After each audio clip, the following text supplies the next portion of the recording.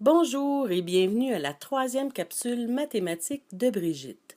Un petit truc, lorsque tu écoutes les capsules vidéo à la maison et qu'il y a trop de bruit autour de toi, tu peux demander à papa ou maman de te prêter des écouteurs pour mettre sur tes oreilles, ainsi tu vas être mieux concentré sur le contenu de la vidéo.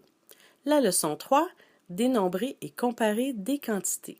Quand je dois dénombrer une quantité, je commence par 0 et j'y vais un nombre à la fois. Alors ici, j'ai bien 5 parapluies. Quand tu dois compter des objets près de toi, tu peux utiliser tes doigts et les toucher en même temps que tu nommes les nombres. C'est une bonne idée aussi de déplacer les objets pour être certain de ne pas les compter deux fois. Alors, c'est la première méthode. Maintenant, dans ton cahier, on va te demander parfois de dénombrer des objets. Une bonne idée, c'est de prendre ton crayon et de faire un trait à chaque fois que tu comptes un objet. Alors, ça aussi, ça va t'aider à faire des bons calculs et à ne pas compter deux fois le même objet, toujours en les disant dans ta tête ou bien à voix haute. Quand on doit comparer deux nombres, alors ici on a le 2 et le 7, on a un vocabulaire à utiliser. Alors on va dire le 2 est plus petit que le 7. Et si on va de l'autre côté, on va dire que le 7 est plus grand que le 2.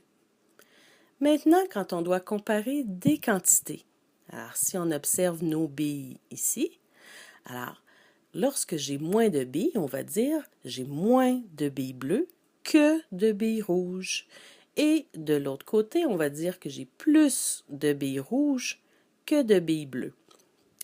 Lorsque tu vas dénombrer des quantités, parfois ça va arriver que le nombre va être égal. Alors ici, si je compare les deux nombres, 5 et 5, je vais dire 5 est égal à 5. Même chose pour les quantités.